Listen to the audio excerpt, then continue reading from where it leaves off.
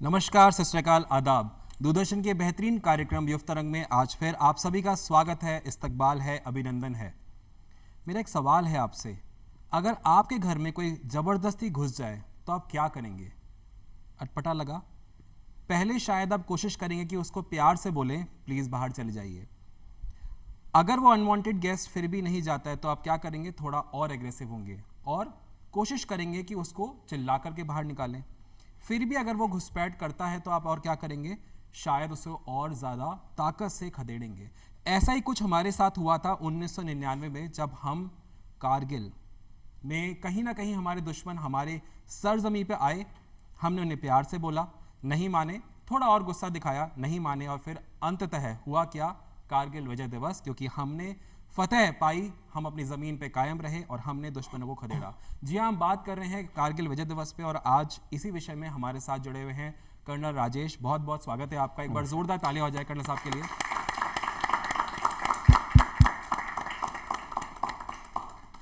और साथ ही में हमारे युवा साथी जो कि बहुत सारे सवालों के साथ में आज हमसे जुड़े हुए हैं, जानना चाहेंगे कारगिल के इस युद्ध के बारे में। एक बार वापस से जोरदार तालियां हमारे युवा साथियों के लिए भी।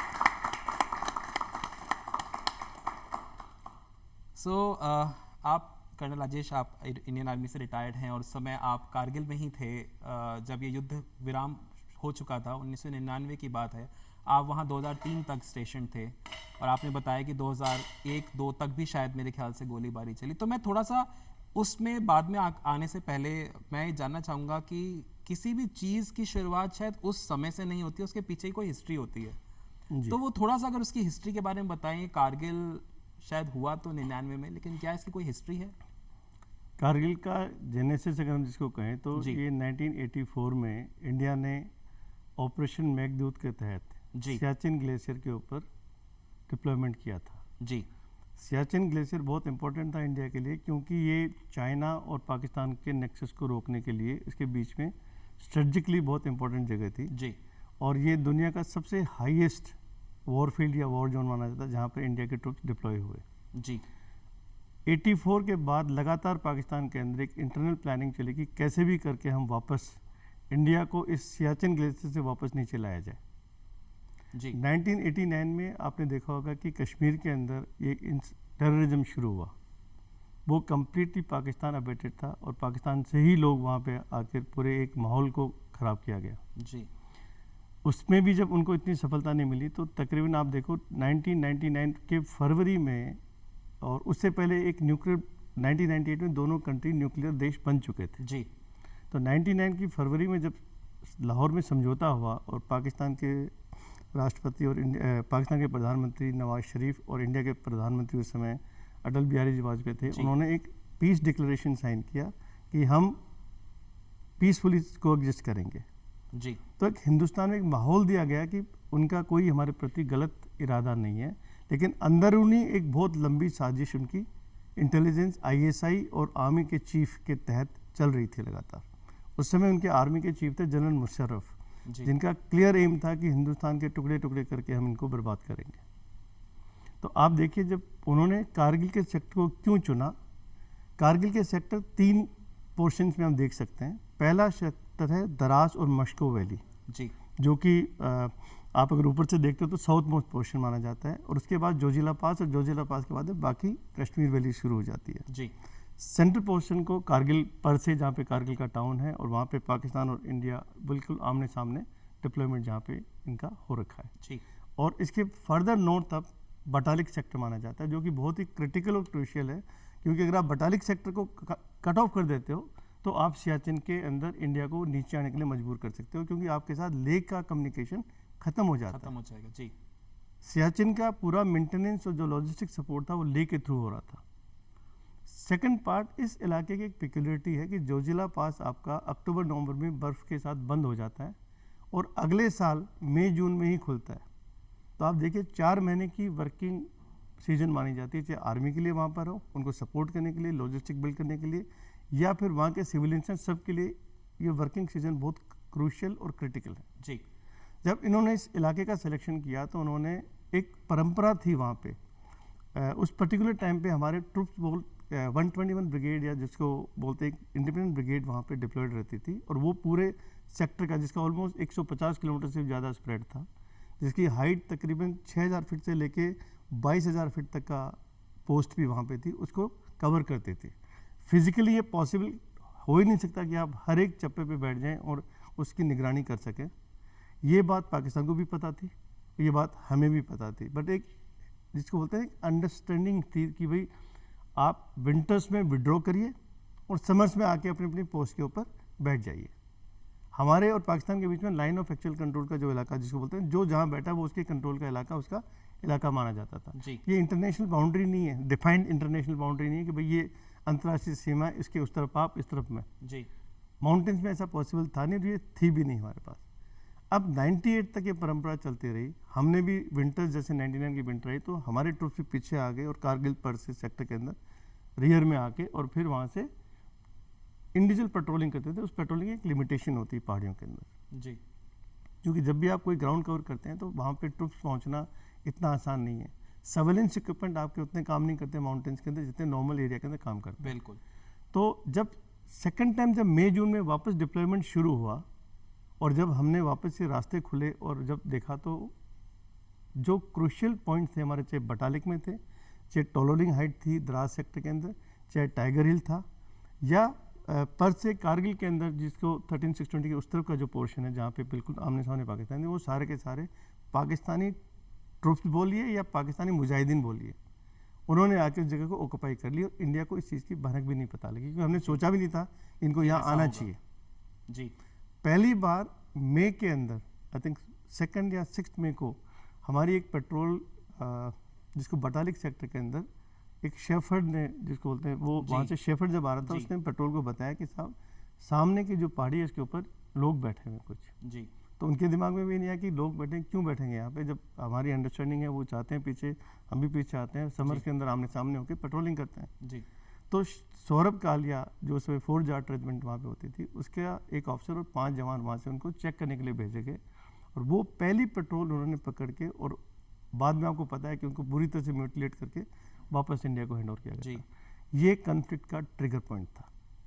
शुरुआत 1984 से हुई, धीरे धीरे धीरे वो प्लानिंग चलती रही और दिखावा कुछ होता रहा और ज़मीन के ऊपर कुछ और हुआ। उसके बाद एक हिस्ट्री है जो मई से स्टार्ट होकर 16 जुलाई में जाके जब कारगिल विजय दिवस हुआ, जब पूरे पाकिस्तान के जितने भी रेगुलर ट्रूप, जिसको नॉर्दर्न लाइट इन्फेंट्री बोलिए, चाहे उनके मुजाहिदीन बोलिए, चाहे उनके जो भी थे, तकरीबन वहाँ पे 5000 पाकिस्तानी ट्रूप्स को पीछे खदेड़ के और इंडिया के कंप्लीट आर्मी ने इसके इलाके पर कब्जा किया वापस। ये बहुत ही गर्व की बात है। जैसे मैंने सवाल आपको पूछा था, जितना सवाल इजी लगता है उतना ऑफ कोर्स ये होगा नहीं कि आपके घर में कोई घुसाया है और उसको पीछे खदेड़ना इतना आसान होगा, नहीं रहा होगा। और जैसे अभी कर्नल साहब ने बताया, पहाड़ी इलाके होते हैं और वहाँ का कहीं ना कहीं एडवांटेज डिसएडवांटेज दोनों होता है। काफ़ी मुश्किल काम, 2.5 महीने के आसपास ये लड़ाई चली। और कर्नल साहब 2.5 महीने के आसपास, शायद ये गलत नहीं होगा बोलना कि ऑफिशियली चली, उसके बाद भी काफ़ी कुछ रहा होगा, क्योंकि इतना आसानी से तो ये इतने बड़े मैटर्स सुलझते नहीं हैं। आपका क्या कहना है इस पे? देखो, जब आप किसी भी इलाके में जहां आपको पता है कि आपके सामने आपका दुश्मन है, तो हमेशा एक लगातार कोशिश चलती है कि आप डोमिनेटिंग ग्राउंड के ऊपर पहुंच जाओ जी।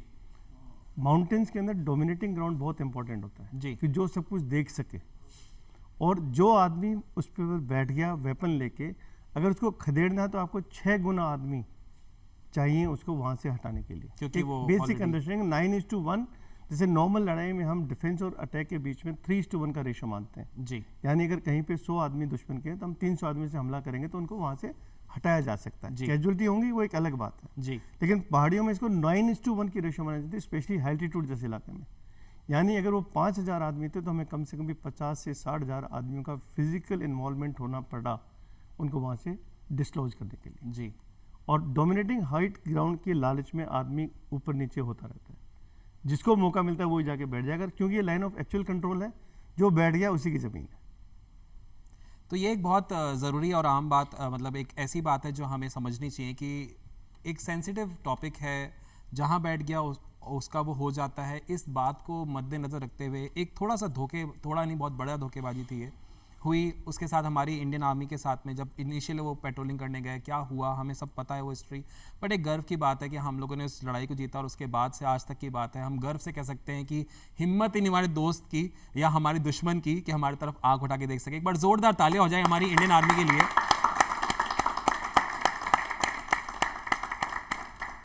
कर्नल सर, बहुत सारे क्वेश्चन हैं मेरे, लेकिन ऑफ कोर्स बहुत सारे युवा साथी हमारे साथ जुड़े हुए हैं। अगर आपके भी सवाल हैं तो आप एक एक करके पूछ सकते हैं। नमस्कार सर, मेरा नाम कीर्ति खंडेलवाल है।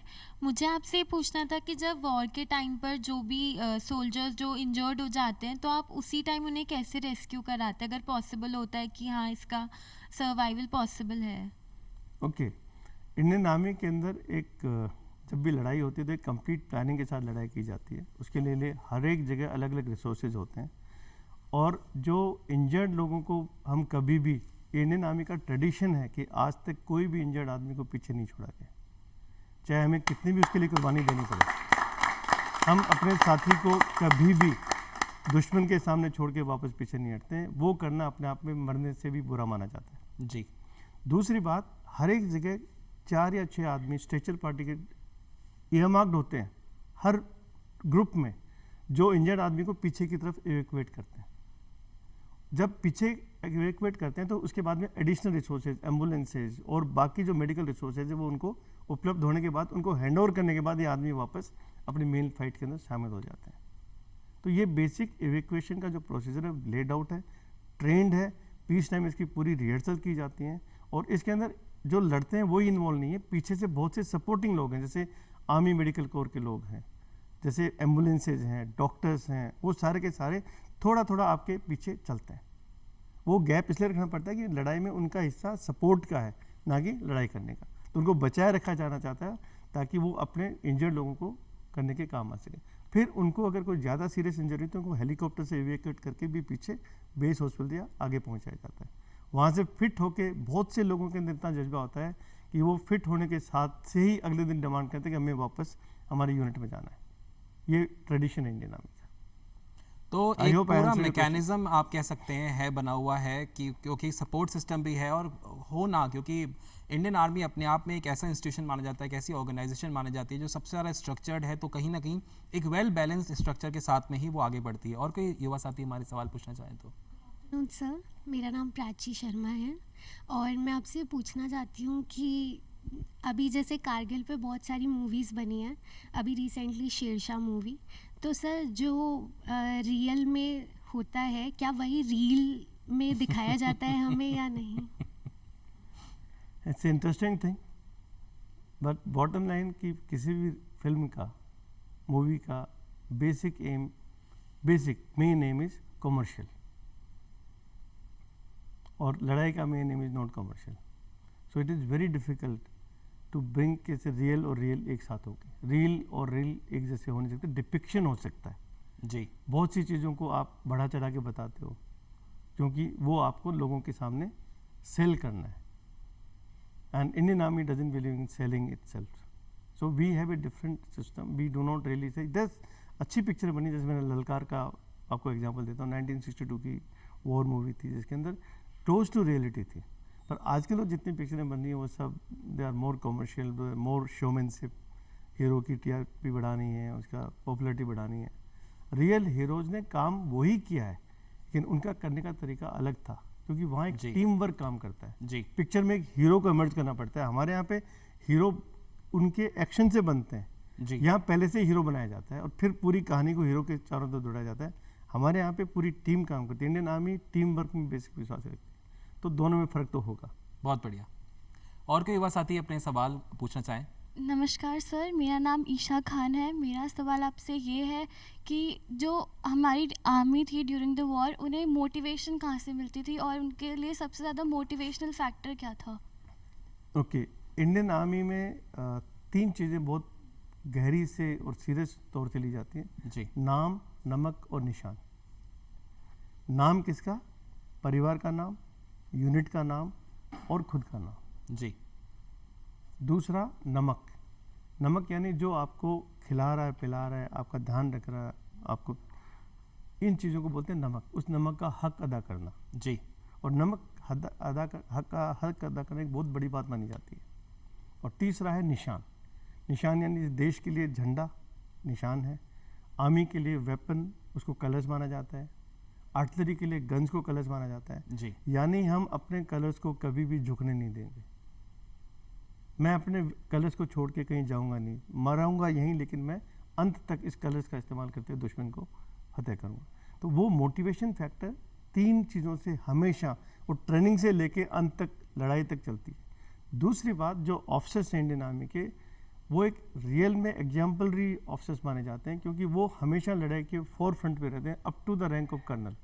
जी एक कमांडिंग ऑफिसर, आपने देखा होगा कि रविंद्रनाथ कमांडिंग ऑफिसर थे, वो अपने ट्रुप्स के साथ हमारे, ये मेरे हैं, ये एक सेकंड परिवार की तरह उसको माना जाता है कि ये एक परिवार मेरा पीछे, एक परिवार ये।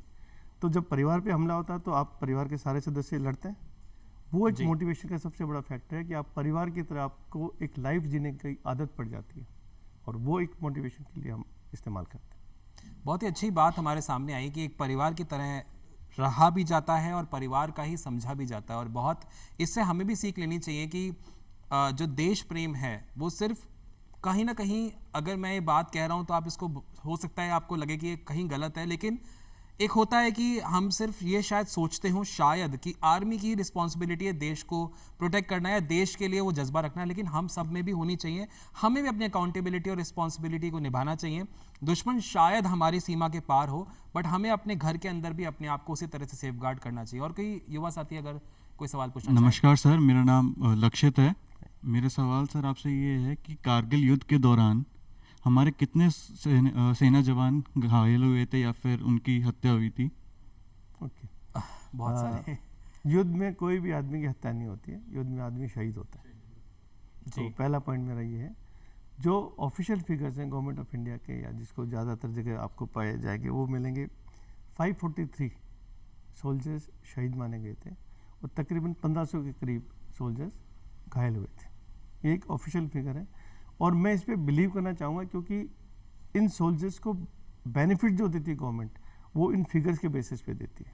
जी आप पाकिस्तानी साइड को देखो तो हो सकता है 5000 बता दे, कहीं और न्यूट्रल दूसरी कंट्री की प्राइस कुछ और बता दे, बट इंडियन साइड के अंदर 500 550 हमारे जवान और ऑफिसर्स शहीद हुए और तकरीबन 1550 के करीब लोग इंजर्ड हुए। ये जी। और कोई सवाल? नमस्कार सर, मेरा नाम परविंदर सिंह है। मेरा आपसे सवाल ये है कि जैसे कि अभी आपने बताया कि 543 जवान शहीद हुए थे कारगिल वॉर के दौरान, तो उसमें से हो सकता है सर कई आपके दोस्त होंगे, मित्र होंगे जिनका आपके साथ लगाव भी होगा। तो ड्यूरिंग द वॉर जब वो इंजर्ड हो गए बाय द अपोनेंट, जो उन्होंने अपोनेंट से हमला किया, तो उस दौरान सर आपकी जो मोटिवेशन पावर होगी या फिर जो जिस तरीके से आपने उस सिचुएशन को टैकल किया, तो वो सिचुएशन आप एक बार बता सकते हैं कि किस तरीके से आपने टैकल किया उसको? परविंदर, मैं आपके सवाल को 2 हिस्सों में बांटता हूँ। एक है उस जो भी मेरा दोस्त या जो भी मेरा जवान या जो भी वहाँ पे उस समय शहीद होता है, उस समय आपकी क्या फीलिंग होती है, उसको मैं थोड़ा सा बॉक्सिंग से कोरिलेट करूँगा आपको। जी। कि जब आप बॉक्सिंग रिंग में जाते हैं तो आपके पहला जब मौका लगता है तो आपकी एक एटीट्यूड होती है कि लगातार रिएक्शन से आप 3 मुक्के वापस मारते हैं। जी। तो आपके अंदर उस समय एक बहुत गुस्सा होता है, ये जज्बा होता है कि मुझे 3 लोगों को वापस मारना ही मारना है। जी, ये भावना है, जी ये इंस्टेंटेनियस रिएक्शन है। जी। लेकिन उससे बड़ी रिएक्शन इंडियन आर्मी में जो मैंने देखी है वो है कि वो जब शहीद हो गया था, आज भी मैं उस दोस्त और उसके परिवार का ध्यान रखता हूँ। ये मेरी दूसरी भावना इंडियन आर्मी के अंदर आज तक परंपरा चली आ रही है। इसका एक रिसेंट एग्जांपल मैं देता हूँ। हमारा अभी नेशनल डिफेंस एकेडमी का 67 कोर्स का गेट टुगेदर हुआ था 3 दिन का, 24, 25, 26 तारीख को। जी। हम 170 ऑफिसर 1982 के बैच के वहाँ पे इकट्ठे हुए। हमने 19 लोग हमारे साथ के जो अभी तक जिनकी डेथ हो चुकी है, सारी लेडीज़ को हमने याद किया, उनको बुलाया, और जिनमें मैक्सिमम लेडीज़ वहाँ पर आई उनको हमने ऑनर किया, उनको हमने एक जगह दी, तवज्जो दी, और उनके साथ हमने उनके जितने भी दुख सुख के चीज़ें बांटी। और उन लेडीज़ का ये कहना था कि जब से हमारे हस्बैंड गए हैं उसके बाद हमें एक भी दिन इंडियन आर्मी ने ये महसूस नहीं होने दिया कि हमारा पति नहीं है। बहुत बढ़िया, क्या बात है।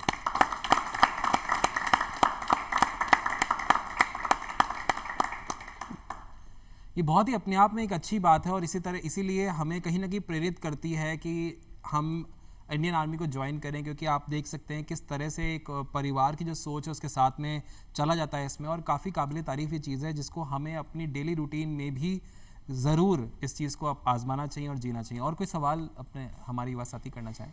नमस्कार सर, मेरा नाम अंतिमा है।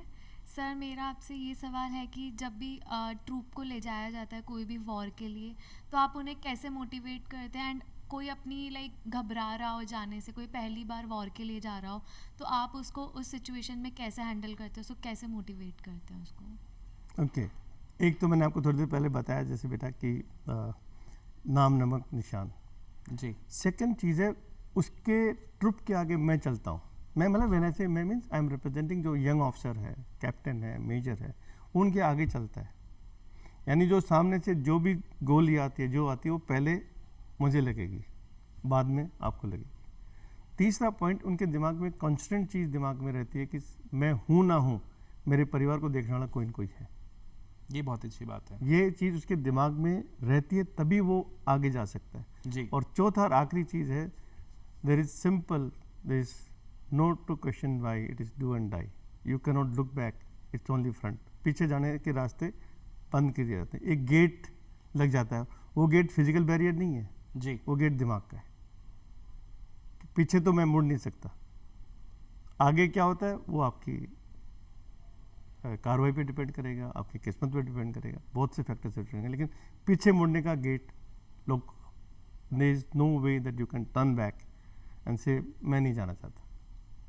ऐसे लोगों के लिए इंडियन आर्मी में ऑपरेशंस में जगह नहीं होती है और बहुत कम है। लाइक हम प्राउड के साथ ये कह सकते हैं कि इंडियन आर्मी में ऐसे वक्त पे कभी आए ही नहीं है, आए तो बहुत कम है जो उसी समय चलता लिए गए। बहुत बढ़िया। और किस सवाल?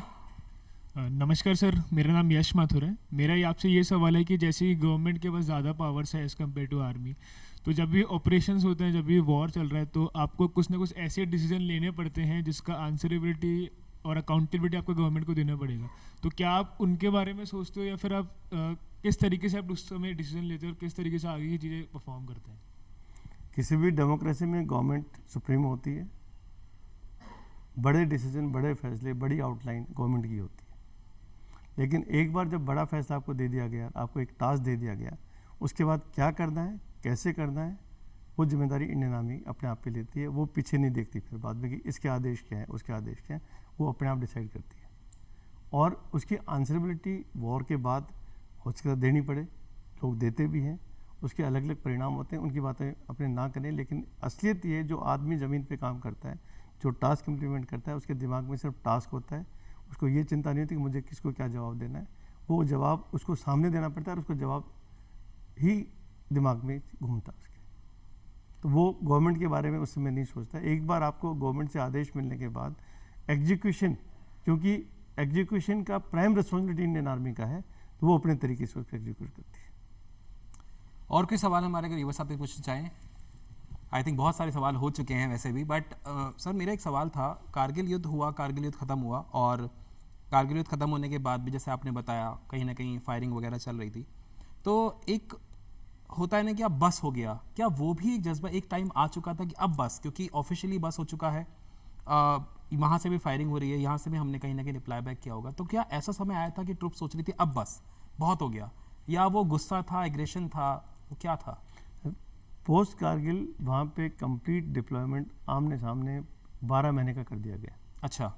अच्छा, वो जो पहले वापस आते सिस्टम थे को वो। बंद कर दिया गया। जहाँ ब्रिगेड थी वहाँ डिवीजन कर दिया गया, वहाँ पे ट्रुप्स बढ़ा दिए गए जी वहाँ पे हर एक पोस्ट मैनिंग शुरू हो गई जी 2002 में जब मैं कारगिल के डिवीजन जीवन जी। ऑपरेशंस गया, जी तो उस समय तकरीबन 155 के करीब छोटी मोटी पोस्ट, छोटी बड़ी सब मिला के पोस्ट थी। हर पोस्ट पे हमारा एक आदमी था, जी। हर पोस्ट पे वेपन्स थे, हर पोस्ट पे स्टॉकिंग थी, और उनके सामने पाकिस्तानी पोस्ट पे होती थी। जी अब इसमें क्या होता है कि बहुत से टाइम वेदर ख़राब होता है, बहुत सी चीज़ें वहाँ पे चलती रहती हैं, आमने सामने फायरिंग भी 2003 के सितंबर तक फायरिंग भी वहाँ पे हुई है। जी। पाकिस्तान भी आप पे फायरिंग करता था, आप भी उन पे फायरिंग करते थे। जी वेदर की कैजुअलिटीज अलग थी, फायरिंग की कैजुअलिटीज जी अलग थी। जी तो ऐसे माहौल में एक कोशिश रहती कि मैं एक ग्राउंड जो मुझसे बेहतर है वहाँ पे जाके बैठ जाऊँ, जी और जी ये जी। चलता रहता है दोनों साइड से। लकीली हमारा उनके ऊपर कारगिल में खदेड़ने के बाद में एक अपर हैंड माना जाता है, जी और हमारी डोमिनेंस उनसे अच्छी हो गई थी। बहुत तो बढ़िया। अब पूरे सेक्टर में अगर मैं कहूँ दराज मस्को से लेकर बटारी तक के सेक्टर, जैसे काबुल गली से चोर बाटला तक की जो पोस्ट है उनके बीच में मुश्किल से 1-2 पोस्ट पे वो हम पे हावी थे, बाकी हर जगह क्या इंडियन बात है, आर्मी बहुत ही हावी। बढ़िया, तालियां हो जानी चाहिए। कर्नल साहब, आपसे बात करते करते ऐसा लग रहा है कि बस बात करते जाएं, लेकिन समय कहीं ना कहीं हमें रोक रहा है। मैं बस जाते जाते आपसे एक चीज़ पूछना चाहता हूँ, वो पूछना नहीं है, आपके सुझाव, आपके सजेशंस आज के यूथ को लेकर के आप जो हमारे युवा साथियों के साथ शेयर करना चाहें, प्लीज़। सर मुझे तो यूथ से सिर्फ एक ही कहना है, जी एक मकसद लो जी और उस मकसद को जीने के लिए सच्चे हिंदुस्तानी या सच्चे इंसान बनो। सफलता मिलती जाएगी, कई लोग बहुत ज़्यादा सफल हो जाएंगे, कई लोग कम सफल होंगे, लेकिन अगर आपने ज़िंदगी में एक मकसद लिया और उसके प्रति आपका ध्येय, उस ध्येय के प्रति आप सच्चे हो, ईमानदार हो और एक अच्छी ज़िंदगी जी रहे हो, अच्छे इंसान बन रहे हो, तो वो सबसे बड़ा आपकी देशभक्ति का कंट्रीब्यूशन आपका है। क्योंकि सच्चे इंसान को कहीं भी ले जाके रख दो, वो हमेशा समाज के लिए भी अच्छा होगा, परिवार के लिए भी अच्छा होगा, देश के लिए भी अच्छा होगा। और मैंने जैसे कहा कि जरूरी नहीं कि दुश्मन बाहर ही हो, दुश्मन यहाँ भी घूम रहे हैं। जी हमें उस चीज़ को ख़त्म करना धीरे धीरे। ये जो आबादी है जिसके अंदर सच्चे हिंदुस्तानियों की, सच्चे देशभक्ति, कोई किसी का ठेका नहीं है। जी आप यूथ हो, आपके दिमाग में आपने सोचा कि साहब मैं ये बनना चाहता हूँ, आप बनते हो, डेडिकेशन से काम करते हो, लोगों को खुश रखते हो, खुद भी खुश रहते हो, एक खुशी का माहौल फैलाते हो, तो आई थिंक देशभक्ति अपने आप ही आएगी। आपका ज़िंदगी सक्सेस से ज़्यादा हैप्पीनेस की तरफ जानी चाहिए। क्या बात है। तो ज़िंदगी का एक अलग नज़रिया है। आज हो सकता है जो बात मैं 60 साल में कह रहा हूँ, वो बात अगर आपको 18 साल में मुझे आज समझ में आ जाती, तो शायद मैं और भी खुश होता अपने आप के बारे में। आपके पास में ये मौका है कि अपने आप को एक अच्छा और हैप्पी इंसान बनाने के लिए रास्ते खुलें। क्या बात है, जोरदार तालियां हो जाएं। बहुत बहुत धन्यवाद सर। सच्चाई सत्यमेव जयते की राह पे हमें चलना है, सच्चाई को छोड़ना नहीं है और देश प्रेम की कोई डेफिनेशन नहीं है। आपको अपने आसपास में तो ध्यान रखना है। फिर आएंगे किसी एक और विषय के साथ में, तब तक अपना ख्याल रखें, सैनिटाइजर यूज़ करते रहें, मास्क पहनते रहें और दूरदर्शन को इसी तरह से प्यार देते रहें। नमस्कार, धन्यवाद, जय हिंद।